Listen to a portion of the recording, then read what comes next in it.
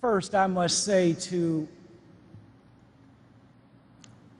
Mrs. Catherine Jackson, Mr. Joseph Jackson, the children of Michael Jackson, to Michael Jackson's brothers and sisters and the entire Jackson family, our prayers and condolences are constantly with you. My father once said that in life, one must discover what their calling is. And when they do, they must do their jobs so well that the living, the dead, or the unborn could do them no better. He constantly challenged us to become our best by stating that if you cannot be a pine on the top of the hill, why, just be a shrub in the valley, but be the best little shrub on the side of the road. Be a bush if you cannot be a tree.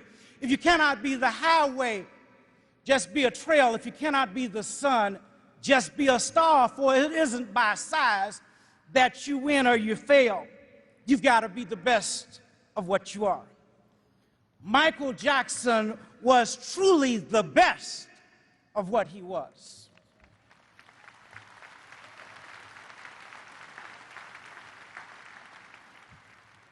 Finally, Martin Luther King Jr. said that in life, if it falls ever your lot to be a street sweeper, you must sweep streets so well.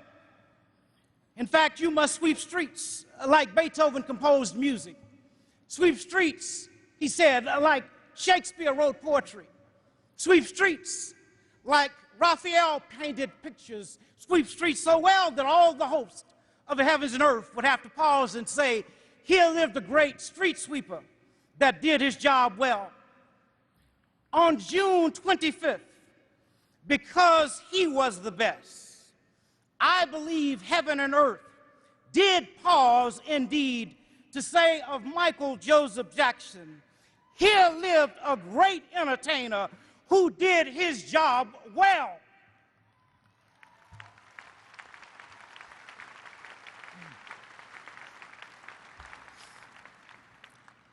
To the Jackson family, being a part of a world-renowned family who has also experienced a sudden death on more than one occasion, my prayer is that no one and nothing, public or private, fact or fiction, true or rumored, will separate you from the love of God, which is in Christ Jesus.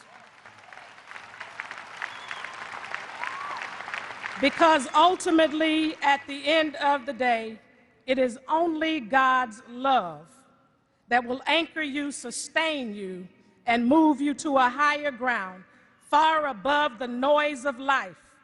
There, you will find the peace, comfort, and joy to move forward to advance Michael's legacy. And for all of us, it is apparent that, like our father and mother, Martin and Coretta King, Michael's life and work was inspired by the love of God. Throughout the ages, few are chosen from amongst us to use their gifts and talents to demonstrate God's love in an effort to bring the world together in true sister and brotherhood. Michael was such a one.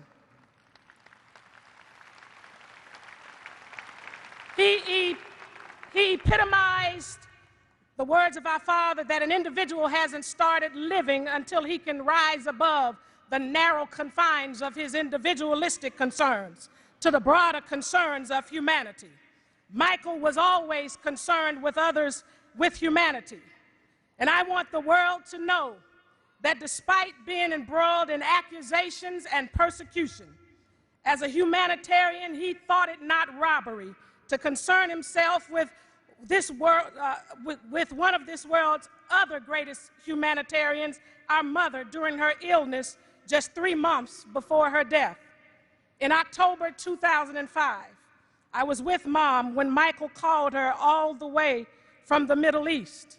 And although she couldn't speak because of a debilitating stroke, she listened as he said to her that he had been praying on his knees every day for her, that to him she was America's true royalty, And he wanted her to know if music was being played in her room because of its healing effect. My only wish is that he could have seen the glow on her face. If faces could smile, as we know they do, that day, Michael Jackson made our mother's face smile in spite of her condition. What an unforgettable moment.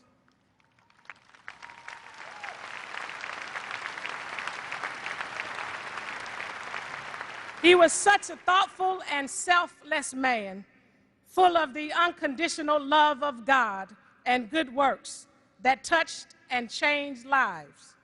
He was indeed a shining light. Like our father Martin, and in remembrance of Michael, may we all be inspired to go and let our lights shine. Rest in peace, our brother Michael.